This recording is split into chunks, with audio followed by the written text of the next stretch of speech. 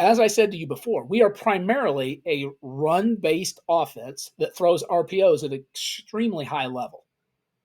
Now, we are not throwing the ball as many times as we used to, but we're actually throwing more touchdowns with a higher completion percentage and being more efficient.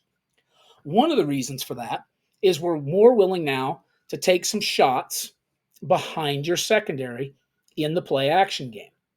Now, some of these play actions are deep vertical shots. Some of these play actions are simple flat throws. The point is, we do them out of a wide variety of personnel groupings and formations. Here, we're in 21P, faking the run and finding the fullback in the flat. That simple pass to the fullback ends up being a 10, 12-yard gain. Now here we are in 11P, and we're in 7-man protection. If we go back and you note, both the tailback and the tight end are going to stay in, and we're going to buy extra time for the quarterback to take this big vertical shot against man coverage behind the secondary. What this does is it creates an illusion for the defense where they're never quite sure, are we in an RPO setting, or are we in a dropback setting, or are we in a play action setting? Being able to confuse those structures for the defense really makes it hard for them to decide what their pressure package should be and also what their coverage families should look like.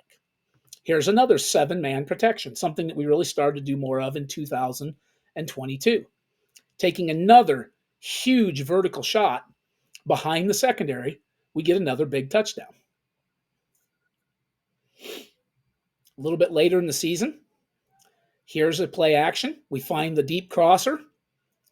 That defense was a 3-3 stack, heavy pressure team. Let's take another look at that. They've been trying to bring pressure all game. I think we're up 7 or 14 points at this point. Here they are bringing pressure again, but because we picked the majority of it up and buy the quarterback just enough time, that's a backbreaker. Now you're able to go back to your run game, back to your RPOs, and really churn up yards once again. There's a little play action.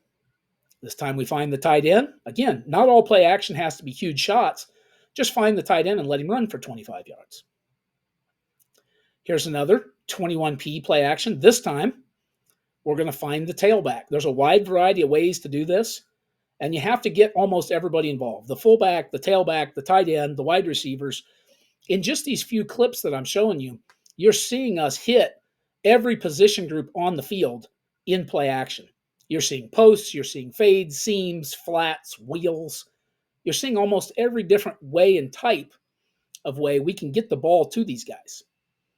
Now, one of the things I really love about quick game is go 5 wide. Our tight end and our tailback are both on the field still, but they have to be covered as if they're wide receivers. What does that do? Well, you have to get the ball out quick, but the defense has to cover it. And so you see some of these just what I call cheap pitches and catches, where you're getting easy first downs and you're getting easy chunks of yards. Now, here's a little bit more of our true PAP game. Really love finding our tight end or our sniffer fullback, whatever you want to call him. Really love finding this guy in the flat. I think he's one of the most underutilized pieces of the pass game and such an easy guy to find and get lots of yards after the catch. One of the things we really like is we love to run 3-level flood concepts. The Y sail, strong flood concept, or the Y cross, or the weak flood concept.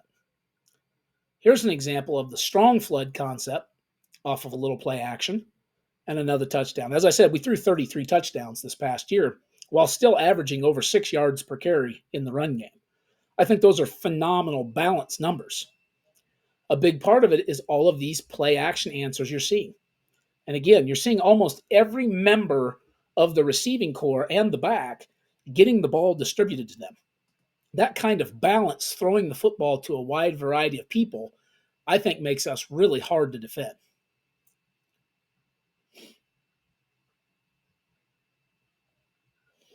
It should also be noted you're seeing a lot of different types of kids. You're seeing a lot of different body types in the game. This wingback, this power pair, tight end wingback, this is actually one of our wide receivers that's just chipping and releasing. That's a critical point in a game we had to win. We pick up this first down and we drive down the field and score and win the game. Here's play action from 14P. Not all play actions have to be 3, 4, 5 wide receiver routes. In this case, this play action, we have 5, 6, 7, 8, 9 people blocking. Number 10 is the quarterback. Number 11 is our number 1 receiver who's playing tight end right here. The defense called a timeout. It's 3rd and 10. They set their defense up to try to get a stop. We came out in a heavy set. The defense no doubt believes we're just going to try to grind out a first down here in the red zone or try to kick a field goal. Instead, we go with a one-man route, plenty of time to throw the ball, line up your shot, and throw a touchdown. That's a backbreaker once again for the defense. That's us getting a little gimmicky, moving the receiver, moving the tailback, and throwing play action for a touchdown. Here we are using the fullback to block, and this time the tailback is releasing as part of the route on a wheel route for a touchdown. 11P, 7-man protection, and yet another touchdown. As you can see, this was a game changer for us this past year. Being able to throw all of these different types of play actions, all of these different types of vertical shots, really enhanced our RPO game and made it even more deadly and even more difficult to defend. Here's another 7-man protection. Now you're able to get some of these double move routes. These were always things that were lost to us offensively before we started to add 7-man protection. We're really good at running glance posts. The glance post, the 5-yard post, is a great route for us. This receiver up here has already caught that 5-yard glance for a touchdown earlier in the game. Now we're going to run a glance corner route, and we've bought the time to take that shot, and he catches it on his way out of bounds for yet another touchdown.